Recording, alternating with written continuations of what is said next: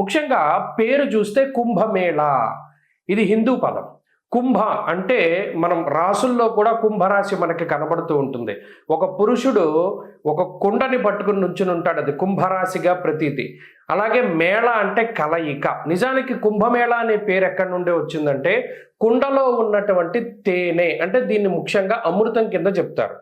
దేవతలు రాక్షసులు 12 సంవత్సరాల పాటు మందర పర్వతాన్ని ఆధారంగా చేసుకుని పరమేశ్వరుడైనటువంటి మహానుభావుడు శ్రీ మహావిష్ణువు ఆయన కూర్మావతారంలో కింద ఆ పర్వతం కింద ఉండగా వీళ్ళు కవ్వం కింద చేసుకుని ఈ దేవతలు రాక్షసులందరూ కూడా అమృతం కోసం ఈ పర్వతాన్ని జిలుకుతారు. అదంతా కూడా మనకి తెలిసినటువంటి విషయమే. అయితే ఇలా 12 సంవత్సరాలు ఈ పర్వతాన్ని అంటే ఆ క్షీరసాగరాన్ని మధించిన తర్వాత 12 సంవత్సరాల తర్వాత మనకి అమృతం వస్తుంది.